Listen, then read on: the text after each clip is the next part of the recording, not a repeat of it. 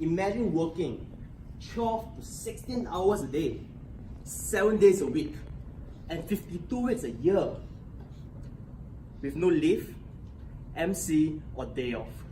How would you feel? How many of you would actually walk away, resign and walk away? Anyone? Majority of you. Yet, in fact, if you think about it, it's so insane. That sounds so terrible. Why would anyone want it? But that's what we do to ourselves every single day. Good evening, Madam President, Chief Judge, Contest Judge, and my fellow Toastmasters and friends. What am I talking about? I'm talking about this. Stomach, our stomach. If you think about it, our stomach gets put to work when we eat breakfast. Our stomach gets put to work when we eat lunch. Our stomach gets put to work when we eat dinner. And I have yet to include supper and tea break. Our stomach is one of the most overworked organs in our body. And it is screaming protest. Every time you have this feeling, this uncomfortable burning sensation from the stomach, it travels all the way up to your chest. It's actually telling you something. It's telling you to stop. Our stomach badly needs a break. How do we let our stomach take a break? Fasting. Fasting? A Chinese man talking about fasting in February?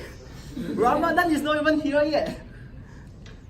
Turns out, fasting is one of the healthiest things you can do to your stomach, to your body, and to your health. Fasting is not just about not eating. It's about letting your stomach take a break, letting your stomach recuperate, and letting your stomach take a holiday. How long of a holiday? According to WebMD, a trusted medical science journal, 16 hours is ideal. And with that 16 hours, it is known to reduce blood pressure, lower blood sugar, and of course, reduce weight.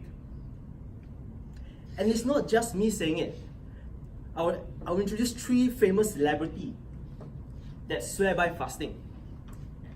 First of all, we have Marvel's Wolverine, Hugh Jackman, does fasting every day.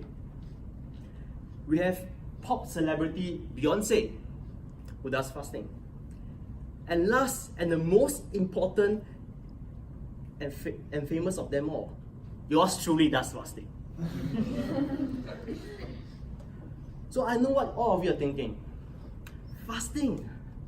I don't want to starve myself. When I go hungry, I go cranky. That is exactly what I thought about fasting when I first heard about it. I thought that fasting would make me hungry, cranky, and angry. And it's very tough. 16 hours. But until I found out this, I realized when we are sleeping, we are not actually eating, are we?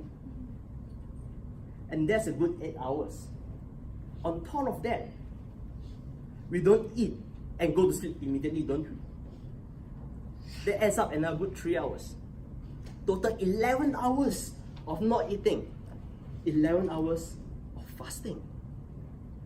What we need is just to push a little bit more. And that's how I got started. I inched on bit by bit, half an hour more, 1 hour more, 2 hours more, slowly inching the 16 hours mark.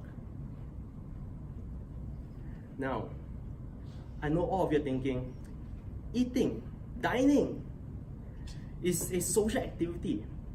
In fact, let me ask all of you this. How many of you dine with your friends or your family? Wow, there's a lot of you.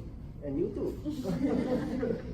Thank you for spending time here and listening to me talk about fasting instead of having dining with all your friends and family. This is what I realized. Fasting doesn't mean foregoing your social life, foregoing dinner. It can also happen in the morning. In fact, it should happen in the morning. This is what I realized. I realized most people have breakfast alone or on the go. So let me challenge you this.